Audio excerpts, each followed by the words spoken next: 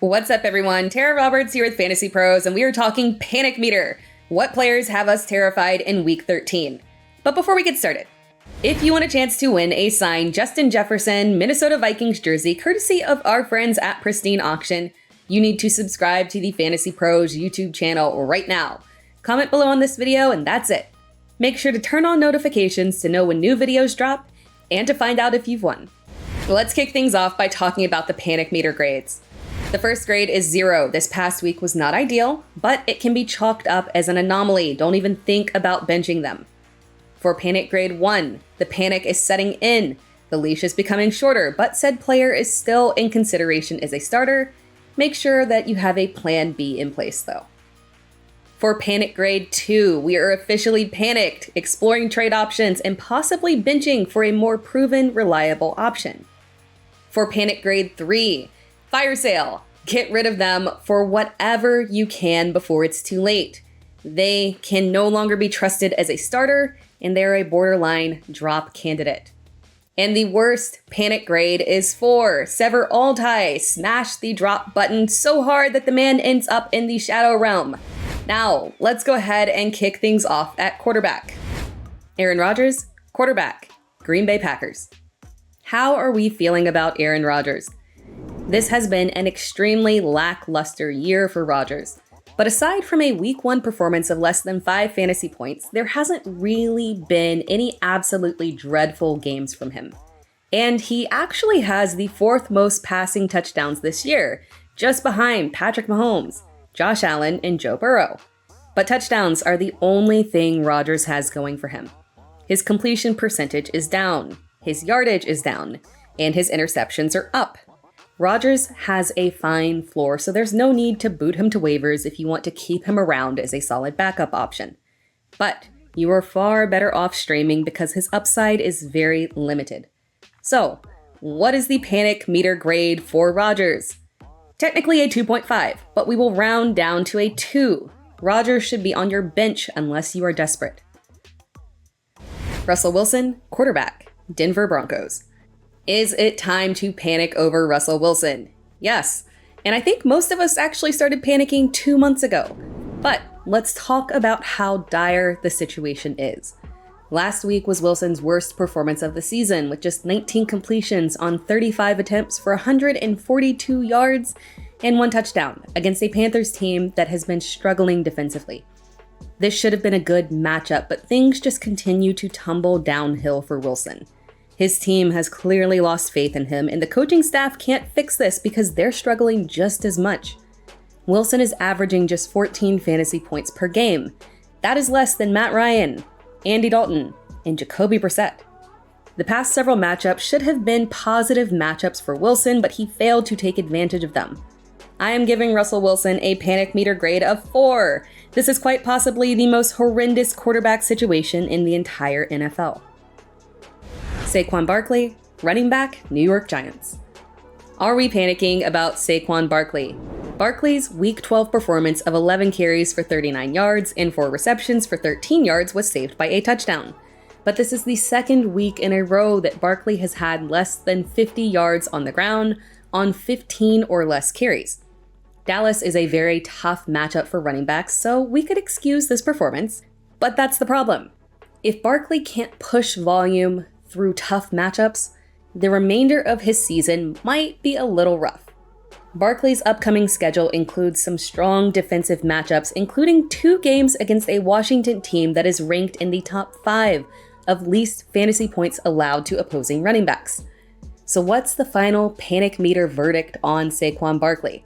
Well, this is Saquon Barkley. We can't exactly short sell one of the most talented running backs in the league, but we should be concerned and start looking at contingency plans in case things go south for Barkley.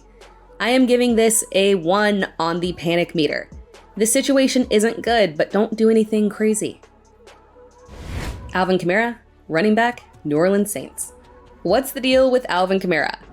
Fantasy managers were blessed with a beautiful Week 8 performance against Las Vegas, where Kamara had 18 carries for 62 yards and 1 touchdown on the ground, plus 9 receptions for 96 yards and 2 touchdowns.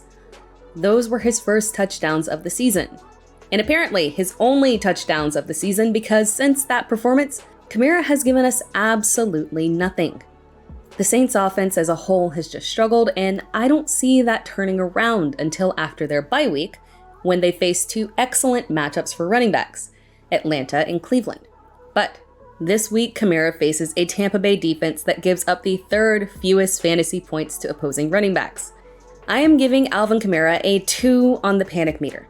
If your trade deadline has not passed, and you are trying to make the playoffs, sell him now. He is of no use to anyone that is not locked in for the playoffs. Dameon Pierce, running back, Houston Texans. If you roster Dameon Pierce, you are panicked. But just how panicked are we? The Texans face Cleveland this week, typically a fantastic matchup for running backs. But this is the Deshaun Watson return to Houston madness game. I just can't trust what the actual game script for this game will be. Pierce's volume has dipped dramatically over the past 2 weeks. He had just 10 carries for 8 yards in week 11 and 5 carries for 8 yards in week 12. Prior to that, Pierce had fantastic usage on the ground but was simply lacking touchdowns, a combination that gave him a ceiling of around 15 fantasy points. But if Houston can't get this offense going, Pierce can't get goal line opportunities. We cannot trust Pierce as anything more than a low-end RB2 at best. I am giving Pierce a panic meter grade of 2.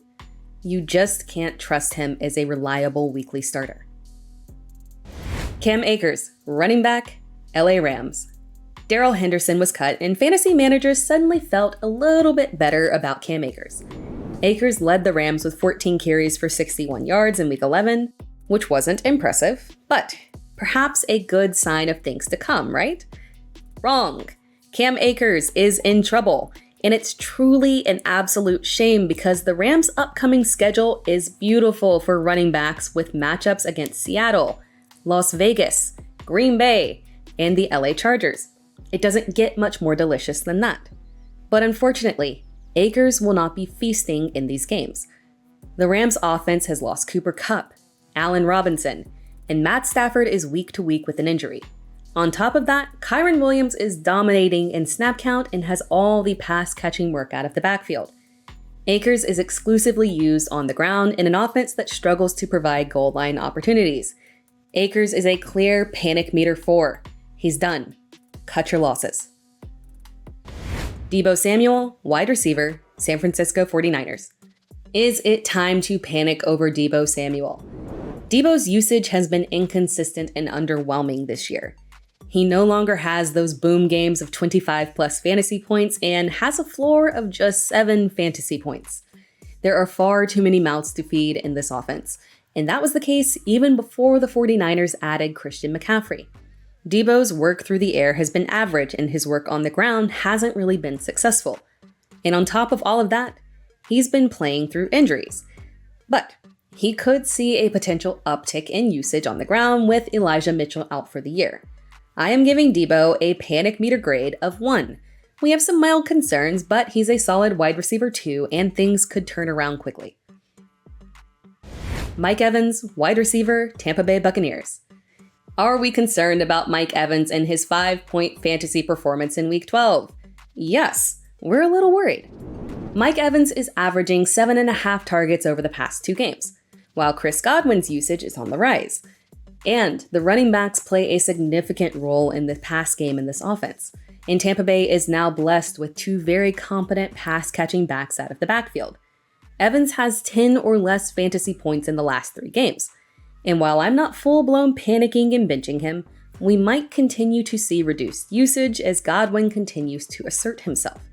I'm giving Mike Evans a panic meter grade of 1. He's still a must-start, but we are lowering the confidence level. Allen Lazard, wide receiver, Green Bay Packers. How are we feeling about Allen Lazard? Well, his lack of usage doesn't really require a ton of analysis. His decrease in fantasy points is directly tied to the dramatic increase in fantasy points for Christian Watson. There is no way around it. And if you look at the matchups in the past 3 games against Dallas, Tennessee, and Philadelphia, you'll see what's happening. Lazard is being shut down by guys like Trayvon Diggs, and Watson, on the other hand, is thriving. Now, Because it is very possible that defenses decide Watson is a guy that you have to shadow, I am not giving Lazard a panic grade of 4. We are not cutting ties here. He gets a panic grade of 3. I would rather not roster him, so trade him if you can, but do not drop him yet. Mark Andrews, tight end, Baltimore Ravens. Do you miss the old Mark Andrews? I know I do. It has been 6 weeks since we last saw a Mark Andrews touchdown. This is insane for a guy who finally surpassed Travis Kelce in 2021 as the #1 overall tight end. Andrews was thriving prior to a Week 7 performance of 0 receptions, and then got injured, and had to battle back to return to action after the Ravens bye week. He's had 11 and 12 fantasy points over the past 2 games. But despite how average Andrews has been recently, he's still the #2 tight end behind Travis Kelce. And in his past 2 games, while again average, he is still a top 10 tight end. He is a 0 on the panic meter. Calm down. This is Mark Andrews. This is an anomaly. Things will get better. Thanks for watching this video. And remember, if you want a chance to win a signed Justin Jefferson Minnesota Vikings jersey courtesy of our friends at Pristine Auction, you need to subscribe to the Fantasy Pros YouTube channel right now. Comment below on this video and that's it. Make sure to turn on notifications so you know when new episodes drop and to find out if you've won. Thanks for tuning in to the Fantasy Pros YouTube channel. Don't forget to check out our featured videos. And while you're at it, make sure to follow us on Instagram, Facebook, and Twitter at FantasyPros so you can get the latest news and updates to give you the edge you need in your fantasy league.